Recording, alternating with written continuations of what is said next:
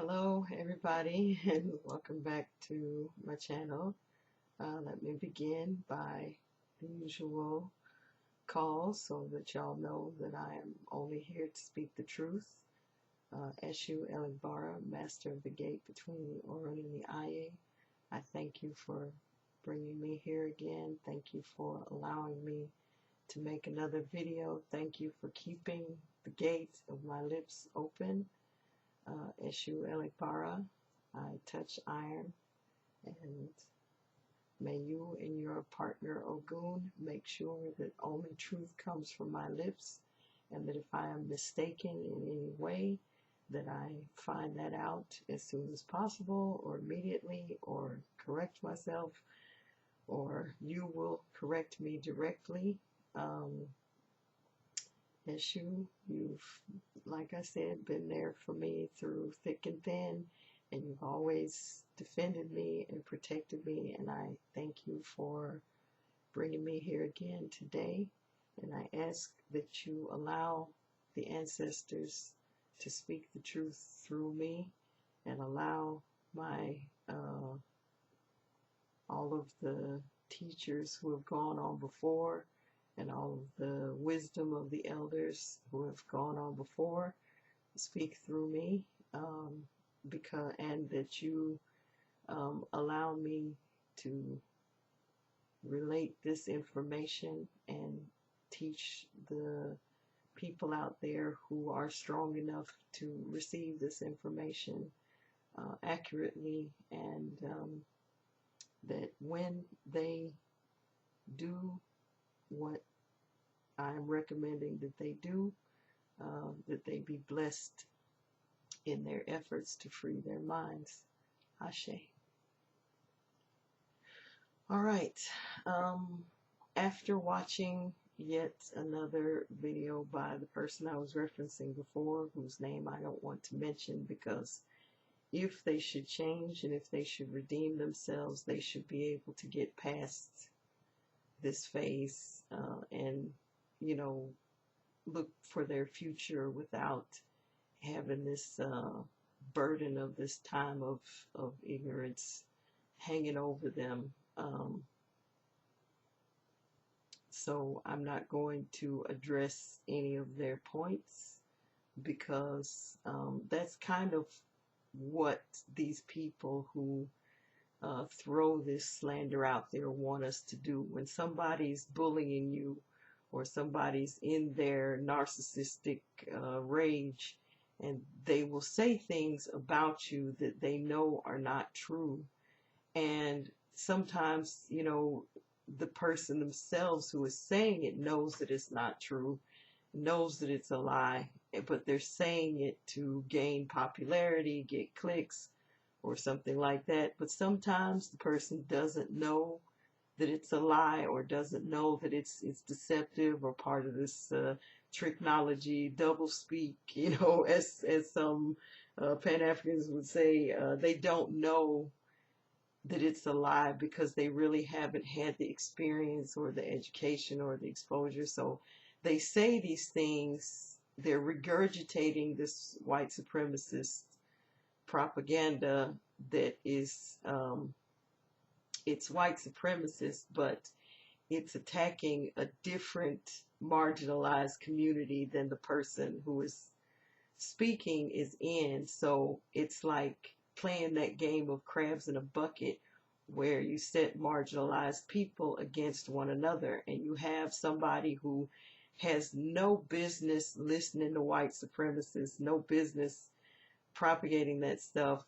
They hear it from somebody else who looks like them, and they think that because that person looks like them, or is the same, in the same marginalized group as them, that they have their best interests at heart, when this person was a scam artist. And there were a lot of books with fake comedic philosophy that, you know, if you have actually read the Papyrus of Ani, or as some would say, the Book of Coming Forth, even in a really, you know, kind of bad translation, you know better than a lot of the political stuff that these people are bringing into this. And you know better than a lot of the Western the Western mentality that people are bringing into this.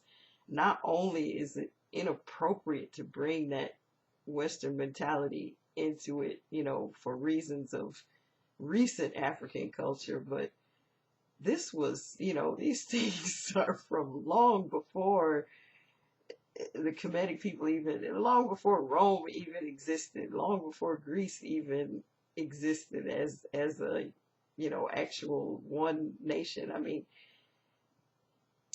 this stuff was way before them, and it's based on stuff that's even older. If you ask a lot of the Ifa babalawos and storytellers and griots and stuff, they will say that our actual history of the current iteration of West African civilization, the children of Oduduwa. There was African civilization long before that, but the story of Oduduwa supposedly happened or got set into motion 10,000 years ago, before Kemet even was Kemet. Okay? And they found archaeology from the time when Kemet was forming. So these concepts, when people are talking about Kemetic philosophy, Kemetic science, Kemetic spirituality, they're talking about stuff from a long time ago, before Western values were even invented. Okay? But before that could even be a thing. And so you're talking about people who lived in, in between, like the Fertile Crescent and West Africa. There was like this chain of trade, between there, and then there was trade between East Africa and South Asia. They found evidence of that too. And even though it wasn't as complicated and orderly the way that white people would think of, or white supremacists would think of orderly. I mean, there was no Aryans, there was no aliens. It was Africans, and it was Asians, and it was, proto-Europeans who were trading with each other. And so the concepts of ethnicity and nationality were different. The concepts of gender roles were different. Things, and most people just had to be very aligned with nature just to survive. So they didn't have all this privileged luxury of having disposable people in a society. If you were not suitable to live in that society, you just die. There was no need to build laws or build things around what was just the fact of life, or what was just the fact of survival. So when we get into the issue of homophobia and African spirituality that is so old, and just like I said, the official position is not our business and not relevant. Okay. And then you get into these political struggles, and people try to graft that onto African spirituality when it is just political. They're trying to make a spiritual thing out of a political thing, and they're trying to justify through the spirituality their political position that is not really, I mean, it's somewhat connected when you're talking about human rights and freedoms, and that, human beings deserve to their human rights, regardless. Okay. And that even when you're dealing with a situation of criminals, how you handle things like criminal justice and criminal law are relevant, because if you go into the, prison industrial complex, the carceral punishment system. You know, these things are not working out well. Okay, they're not deterring people from crime, they're not stopping murders, they're not stopping rapes, they're not stopping predators. Okay, because criminals just find a way between all that stuff, because it doesn't really solve the problem of criminality and humanity, which is, as I alluded to before, the monstrosity and the power dynamic and the will to power. Okay, um, and the fact that the system is built, the systems of the world are built to give power to monsters. This is the main, the core of the issue here, is that we need to, in order to evolve as a species, we have to figure out how to get back that thing like other animals have that prevents somebody from who is overly cruel and overly inhumane from being at the top, that at the point that their cruelty becomes unsustainable, at the point that their megalomania becomes unsustainable, at the point that the destruction reaches a certain level, that they would get taken out of the ability to control the things that they control at the moment. So with that in mind, I'm going to teach you a way to break the bonds of this white supremacist human sacrifice spell that they're doing here. Okay, you want to free yourself from this?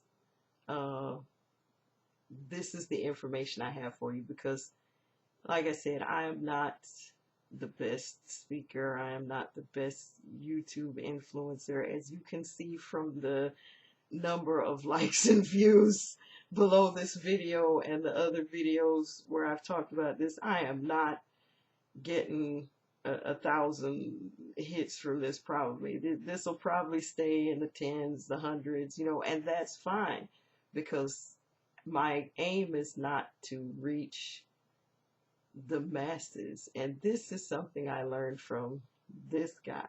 I'm not here for everybody, and I'm not speaking to everybody. I'm speaking to the survivors. I'm speaking to the ones who want to be free. I'm speaking to the people who want to learn to align with nature so that they can manifest blessings. I'm speaking to the people who want real power, because we are mortals. We all bleed and we're all going to die, and our time is limited on this earth. So if you want to have the best time here that you can, okay, then you want to align with nature, because fighting nature is not going to do you any good. Okay, so if you want to free yourself, then first you got to decide, where is your allegiance? Where is your loyalty? Okay, you have principles, you have family, hopefully. If you don't have family, you have friends, or you have loved ones, you have people whose well-being you want to nurture. Okay, and those who consider themselves parents or teachers want to also nurture the future. Okay, it's not all about your name living on, it's about your knowledge passing on, your wisdom passing on, and helping people. Because if something you're telling people isn't really helping anybody, it's not really useful for the future. You're wanting to raise up more viable people, the people who you feel like are your calling, or your loved ones, or your family. You want those people to have the best life possible and to survive and to thrive. Okay, and for some people it's animals, you know, people who work at cat shelters and dog shelters, and you know, people who work in conservation. You know, for those people, some aspect of the environment is the thing that they are nurturing. That's their baby. Okay. So they want that to go in. And so you don't have, you have a limited time on this earth. So you don't have time to waste time on stuff that doesn't really help the situation, doesn't really help anybody. Okay. So if you want to be free and you want to stop wasting energy, figure out where your loyalty is and where your allegiance is and what you want to happen in this world. Okay. You will probably find out that the holding somebody else down is not gonna lift you up. Okay. Participating in something that holds somebody else down isn't gonna help you. Okay. So you will need to have the discernment to resist politics and resist how do you say, resist social movements and resist trends and resist uh, minds brainwashing information that seeks to hold other people down. Okay, seeks to oppress other people. When you smell oppression in something, it should alarm you. Okay, you should say, this is not quite right. This sounds like, trying to push somebody else down so I can be above them or feel above them, or this does not look right. Okay, and where you will at least, if you are not sure about something, if you're not absolutely sure about it, and you don't have the receipts to validate it, okay, that you would hold back and you would not consider it an emergency to talk about, or an emergency to get out there just because somebody else is saying and it's an emergency. Okay, because see, this is what I see happening with a lot of this, with a lot of these black men who have turned on the rest of the marginalized world, and because of their proximity to the masculine, the patriarchy, whatever you want to call it, hegemonic masculinity, as FD signifier would call it. Okay, because of their proximity to that, they think that if they like push other people down, it will raise them up, but it won't. It won't, because in white supremacy, they are the enemy. Okay, so them pushing black women down and pushing gays down and pushing children down is not going to help the situation at all. Okay, doesn't make them look better. It makes them look treacherous. Okay, when you see a black man pushing others down, you see a traitor. That's what you see. I mean, a lot of them may not intend to look like traitors, but hey, it is what it is. And like I said, in African spirituality, you want to bring spirituality into this, let's bring spirituality into this. If you're treacherous, okay, if there's, you say you're pro-black, and there's black, gay, and lesbian, and trans, and bi people, and intersex black people, and you do stuff or say stuff against them, you are betraying some of your people. Okay, you say you're pro-black, well, black gay people are black, and so you're selling 10% of your people to get props and clicks and likes and money from the white people, or from other brainwashed people who, their proximity to whiteness and white supremacy gives them material rewards. And so you're trying to get material rewards from them, so you cater to them and sell out 10% of your people. If you sell out 10% of your people, you're still selling out your people. You know, if you sell out 1 or 2% of your people, you still selling out your people. It's just like some of these black cops who sell black people who are in prison, or sell black people who are um, in poverty. Okay, they're helping. I mean, they may be oppressing or helping to oppress only a small fraction of black people, but they're helping to oppress black people. They're supporting the system that is murdering black people. It doesn't matter if it's supporting murdering one black person, or it's supporting murdering 100 black people, or murdering 1 million black people. You're still supporting the murder of some black people. So, you know, people are going to see you as treacherous if you are talking about the thin blue line, okay? And you're supporting the police above your people, okay? So that's the thing. If you want to free yourself, one, think about what it is you want. Before you go to your altar about this, go into yourself, look into yourself. Where is my loyalty? What do I really want? And you need to be honest with yourself, whether you're going for the betterment of your people, the betterment of your nation, or whether you want the cash. Now, I'm not going to judge you, whichever you choose. However, understand where that puts you in relation to me and people like me. Okay? I can't judge you. If you want to be my enemy, that's on you. You chose that. But don't try to pretend that you're my friend, because that's not gonna,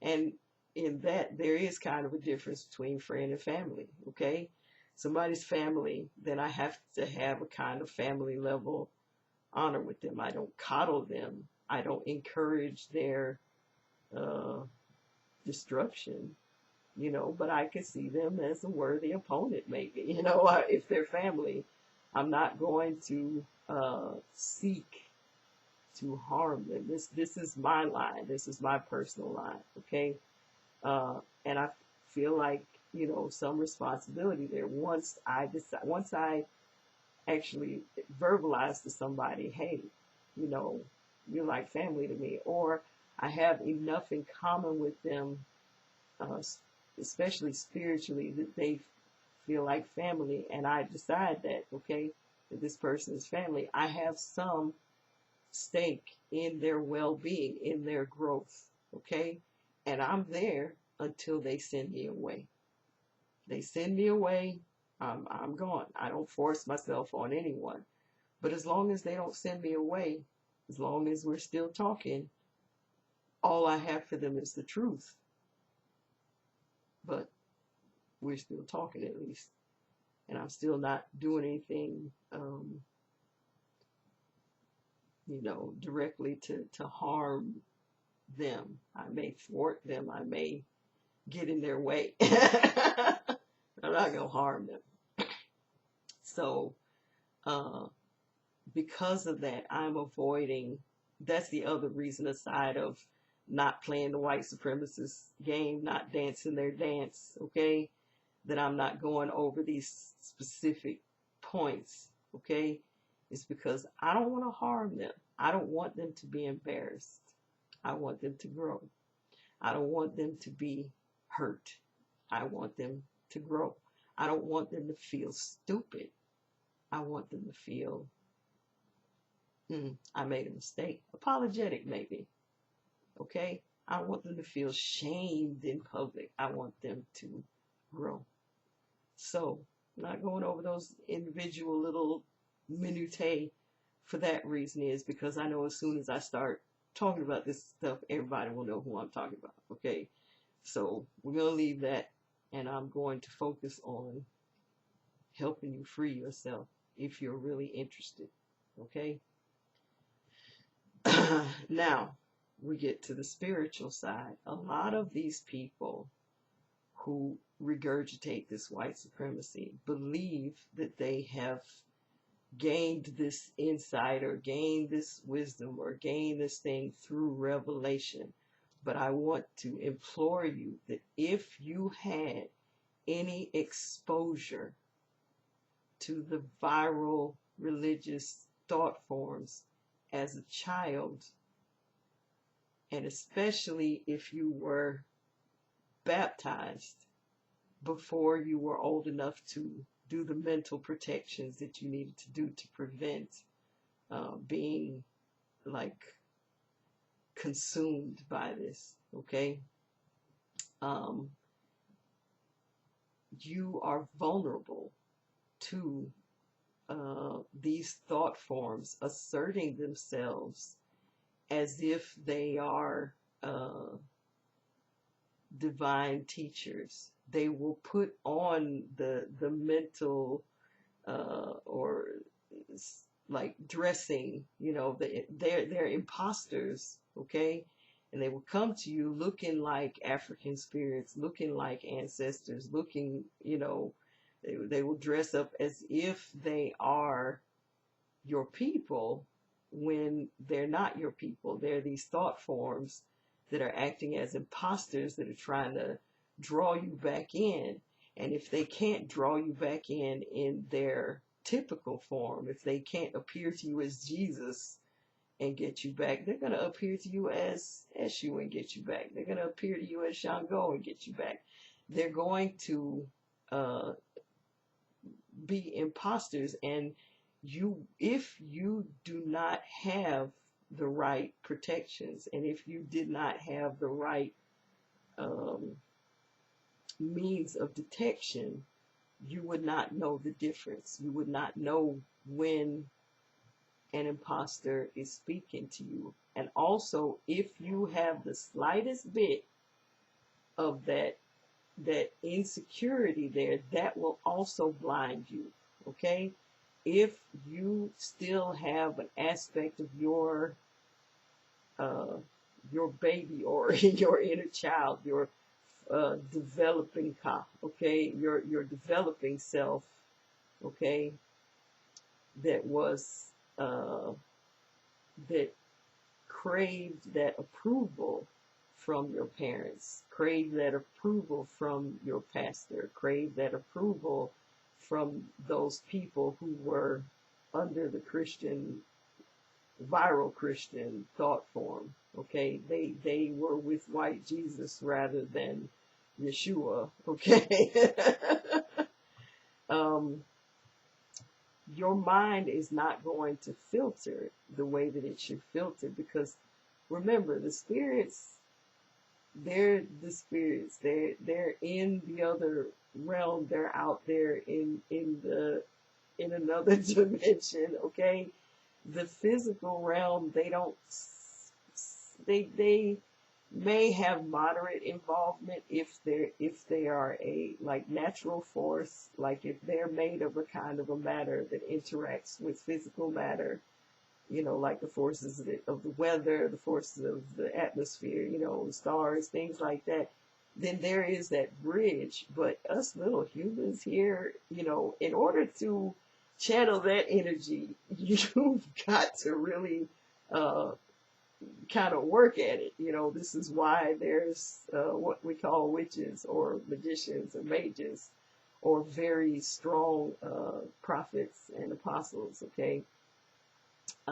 These are people who learn to make that bridge.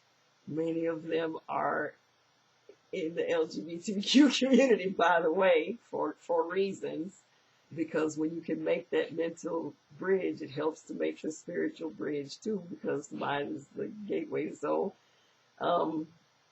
So when you have been intercepted, okay, when your normal ancestral channels have been intercepted by these thought forms that come from elsewhere and that are destructive, if you craved their attention, if you craved their approval, if you didn't get to a point where you are like, none of that, and really unpack from the rooter to the tutor, okay?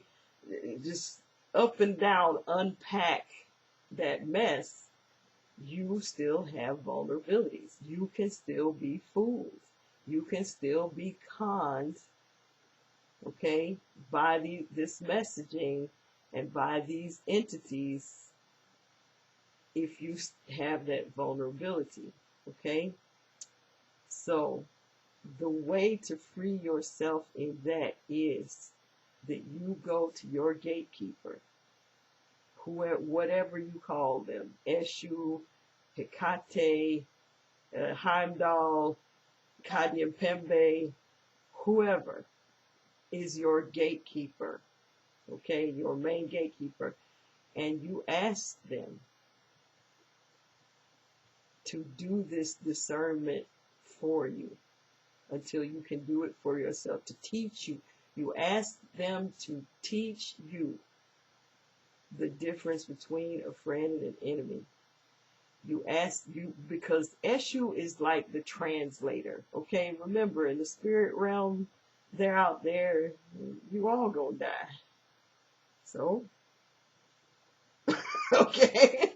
Oh, you need us for something. Okay, you need us for something in particular. Okay, we're your ancestors, we got your back, or we're your pantheon, we got your back. But unless you do that, you coming to us one day, that little energy was saying it's coming this way anyway, it's headed this way. We're all headed to the edge of the universe, and we'll all respawn again, okay? It's the cycle. It's the cycle, okay? So if you want something specific, if you want specific guidance, you got to ask for that, okay? And you have to ask your gatekeeper to mind your gates. Explicitly, you have to ask your gatekeeper to mind your gates, okay? And you notice I'm laughing a lot here. I'm smiling a lot here. Why am I not more angry? Why am I not more, oh, this person, they betrayed me? Why? Because I asked Eshu to root out my enemies. I asked Eshu to show me my friends and show me my enemies. Show me where any of my friends is vulnerable. Show me where I am vulnerable. Show me it all. I need it all. I need all that information. Okay? And not only did I just ask once, okay, I keep in touch.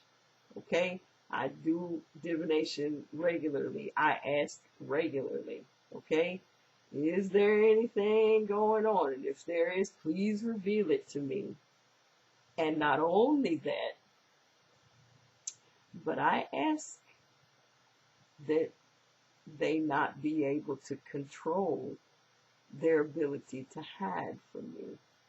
And that is kind of an Oya thing. Those of you out there who have a strong affinity for Orisha Oya, the Egbe Oya now belongs to Egbe Oshun in Nigeria, okay? But Oya, being as she is, like Oshun, and Oya follows Oshun, and Oshun follows Oya, and they work together, okay? Masks and unmasking are her department, okay? So if you have a friend, a family who has that Oya energy, okay, give them some stuff. Give them some offerings as if you're giving offerings to Oya.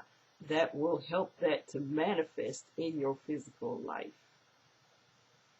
Okay, that's just the thing, okay?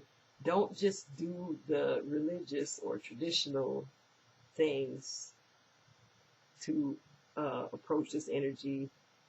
I understand keeping it traditional because it's very dangerous energy. It's not the most humane, okay? So when you do this, it's got to be done carefully, okay? But feed that Orisha's children around you. You got a child of Oya around you. You got somebody who may or may not be a child of Oya. They've never had an Ifa reading, so you don't know. But they have that energy there of an athlete. They're female or feminine athlete, or they're an athlete who is pretty. Somebody like, Dennis Rodman type, or somebody who is like, um, of the non-binary sort, okay, who has that sort of Oya energy, okay.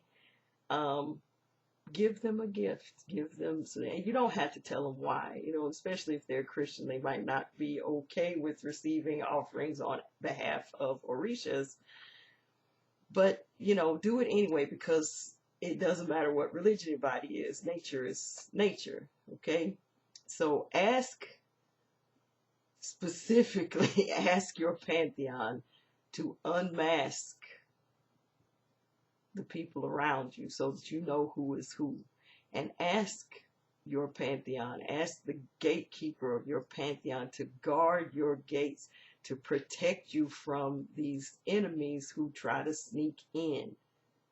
And include in that, protect your mind from the input from these kind of enemies. Even if you love somebody like your life, that you will recognize when they are feeding you disinformation or misinformation, when something is not right, okay? Now, if I cast everyone out of my life who ever made a mistake and ever, had any shady beliefs, okay, I wouldn't have any friends, I wouldn't have any family, I would have to get rid of everyone. I'd be all alone. And then I would have to hate myself, because there are times in my life when I've been mistaken. Not mistaken about this. There have been times in my life when I have not always taken the right path. And if you read my blog, you understand that at some point I used to be a little overly sympathetic to some dudes in the manosphere. And there was a time when I did not, I missed that someone was in a dangerous place, where normally I would recognize somebody was talking the kind of nonsense that they might be dangerous, because as somebody who's been abused, I have a hyper vigilance for that. And when I read back during that time, I'm like, how did I miss this? How did I miss it? Maybe I should have contacted somebody for this guy's mental health, before he did anything really horrible, okay? But I missed the signs. I missed the signals, because I was busy in my ego being magnanimous and nice, and being the nice woman who didn't coddle dudes but didn't hate men either. And, I was being nice. I was being, oh boy. So sometimes, even when you have very good intentions, you think you're being very nice, you're not being nice, and you're, so I wouldn't say that I'm responsible for the bad things that this person ended up doing, or that I'm responsible for the bad things that some of the people who I was overly sympathetic to ultimately did, okay? I'm not responsible for that. And I did counter them. While I was there, I debunked their arguments. I, tried to show them a different side of things. I did that, but, I still should have been more harsh, or just not been around there, should have avoided them or something, okay? But I was overly nice. So I have made mistakes myself.